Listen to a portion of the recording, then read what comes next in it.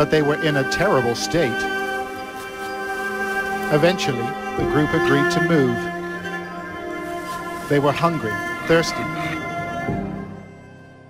10 noyabr kuni tadqiqotchi Neyrulla Alima bilan Bennu Maokning Neyrik vaqti gazetining jurnal sahifasida e'lon qilingan yangi tekshirish doklati o'qirmanlarga Hasan Imom va shuning o'xshash 2013-yildan 2015-yilgacha Sharqiy Janubiy Osiyo orqali chet elga qochgan Uyg'ur musofirlarining kechmishi, chet elga qochish sababi va Xitoyning chet ellardagi uzun qo'liga oid tafsiliy ahvollarni oshkorlab, g'arb siyosiyonlarining Tayland turmalardagi Uyg'ur musofirlarga bo'lgan diqqatini tortgan.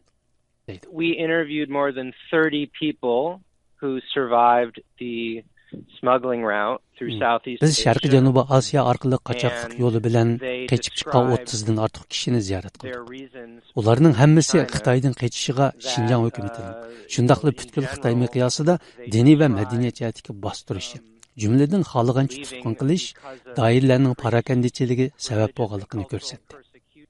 Bu dokladni tayyorlagan tadqiqotchilardan Neyrulla Alima o'zlarining erishgan rasmiy hukumat hujjatlaridan Xitoy va Tayland hukumatlarining Tayland lagerlaridagi Uyg'ur musofirlarining kimligini aniqlashda zich hamkorlashganligi, Tayland doiralarining Uyg'urlarni rasmga tortib Xitoyga berganligi, Xitoyning shu rasm bo'yicha Uyg'ur musofirlarining kimligini aniqlab chiqqanligini ta'kidlaydi.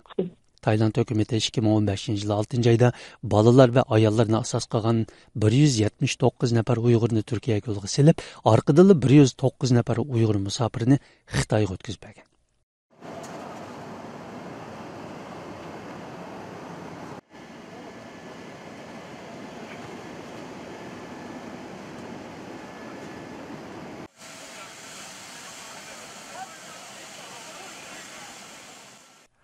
Şunun arkasında Tayland paytaxtı Bangkokning shahar markazidagi bir Buddha ibodatxonasida Tayland tarixidagi eng og'ir portlash yuz berib 20 dak odam o'lgan.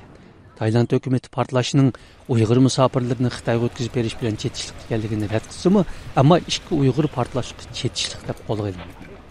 Neyrulla Alima ayni vaqtda Xitoyning Tayland lagerlaridagi 377 nafar Uyg'urni qaytarib berishini talab qilganligi. Ikki taraf 109 nafar Uyg'urning qaytarilganligini qayd qilsa-mu, ammo oz deganda 150 kishi qaytarilgan deb faraz qilganligini ta'kidlaydi. Bu doklad Tayland lagerlarida qolib qolgan oxirgi 48 nafar Uyg'ur musofirining taqdiri yanada mavhum vaziyatda turayotgan bir payt e'lon qilindi. Bu doklad e'lon qilinib orqadilla xalqaro parlamentlar Xitoy ittifoqidagi 26 davlatning 50 nafar parlament a'zosi BDT musofirlar oliy komissari Filippo Grandiga maktub yozib, uning Tayland lagerlaridagi Uyg'ur musofirlarining masalasiga aralashishi va musofirlarni qo'g'dishini talab qilgan.